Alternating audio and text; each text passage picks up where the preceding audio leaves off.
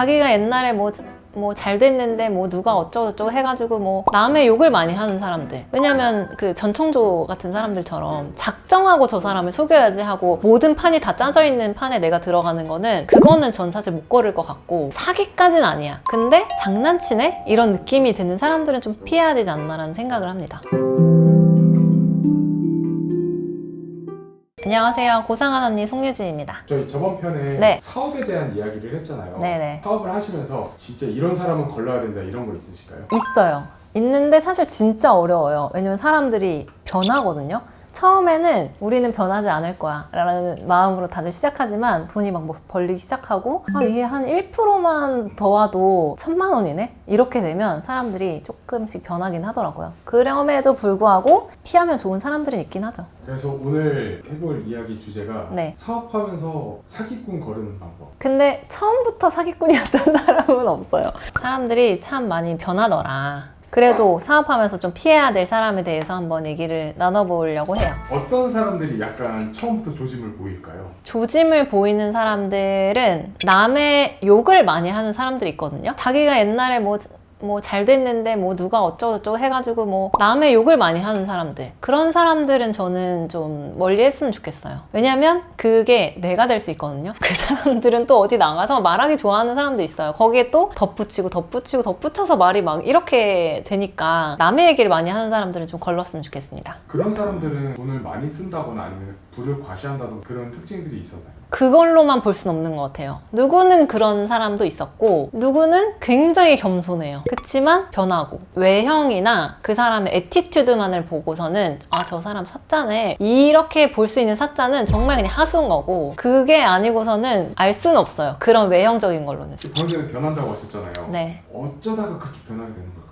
돈이죠, 돈. 돈이 1%, 2%가 되게 숫자로는 작아 보이지만 사업하다 보면은 되게 금액이 커지거든요. 예를 들어서 10억에 1%면 1000만 원이에요. 그러니까 이 1% 때문에도 사람이 변할 수 있는 거죠. 한 달에 1%면 1000만 원 돈이 왔다 갔다 하는데 이거를 어떻게 할 수 없을까? 뭐 이런 이제 생각이 드는 데서부터 시작이 되는 것 같아요. 그런 사람들은 어떻게 접근을 먼저 해요? 근데 저는 사실 처음부터 사기꾼은 없는 것 같아요. 내가 저 사람한테 사기쳐야지 해서 사기를 당하는 사람들은 못 당할 것 같고, 왜냐면 그 전청조 같은 사람들처럼 작정하고 저 사람을 속여야지 하고 모든 판이 다 짜져 있는 판에 내가 들어가는 거는 그거는 전 사실 못 걸을 것 같고, 그런 거보다 변하는 사람들이 저는 문제인 것 같아요. 처음에 우리가 한마음 한뜻으로 이렇게 하기로 했어. 근데 갑자기 말이 바뀌고 뭐가 튀어나와서 제가 그런 적 없는데요? 우리 이렇게 하기로 했는데요? 그렇게 말을 바꾸는 사람들, 조금씩 뭔가를 껴넣는 그런 사람들이 제가 생각하는 피할 수 있는 사람인 것 같아요. 일종의 부두개항만 좋아하는 사람들이네요. 그쵸. 그런 것도 어떻게 보면 처음에 저희 아무리 개인적으로 친해도 계약서를 쓸까요? 했을 때 피하거나 그러면 그거에 대해서 서로 불편하더라도 저는 쓰고 가는 게 맞다고 생각해요. 왜냐면은 나중에 더 큰 마음의 상처를 얻을 수 있기 때문에 지금 좀 불편하더라도 그건 정확히 하고 가는 게 맞긴 하죠. 사업을 하게 되잖아요. 그러면 그런 사자들은 사업 초기 때부터 들러붙을까요?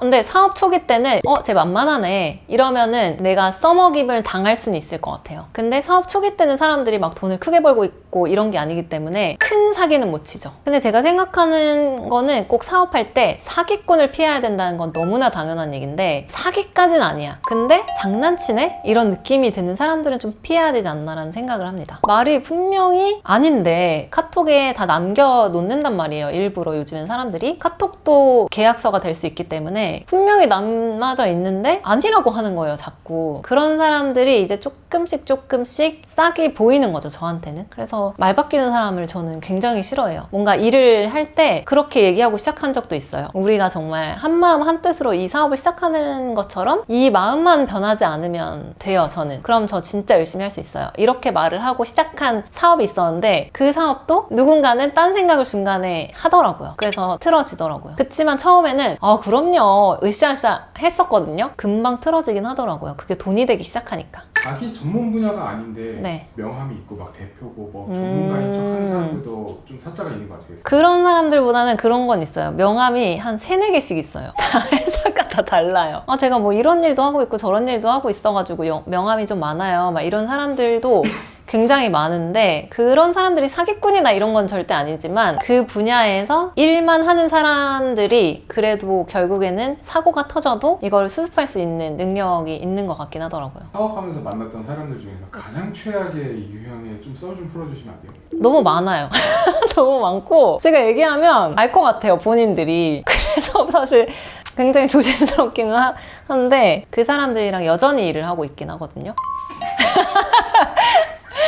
어쩔 수 없이 자본주의 시대이기 때문에 계속 일을 하고 있는 상황이기 때문에 근데 굉장히 이제 경계는 하죠. 그런 분들도 있어요. 배울 게 없는 고집형. 아, 내가 왕년에 뭐 했었는데 내가 이거 얼마나 잘하는 사람인데 내 말이 맞아. 내가 옛날에 무슨 기업에서 어떤 직이었는데 그때 내가 했던 프로젝트가 얼마나 잘 됐었고 막 이런 얘기만 자꾸 하면서 밀어붙이는 사람들도 나랑 하는 일에는 실적이 없어. 이러면 사실 그 사람의 그 방식은 그때는 맞았지만 지금은 어떻게 보면 한물 갔을 수 있고 스스로 그걸 받아들여야 되는데 그런 걸 못 하시는 분들이 계세요. 근데 그런 분들은 저는 피해도 된다. 근데 이게 사업이 딱 끊어낼 수가 없는 게 내가 일을 하고 있고 그 일로 인해서 또 누군가들이 다 엮여 있잖아요. 이 업체가 나한테 그런다고 해서 내가 끊어내기가 되게 어려운 상황들도 있긴 해요. 그런 사람들이랑은 저 마음속으로는 이제 좀 멀어진 사람들이 있긴 한데 제가 어쨌든 사업을 하면서 꼭 하고 싶은 얘기는 사람을 믿지 마라. 숫자만 믿고 계약서만 믿고 상처 받을 필요도 없거든요.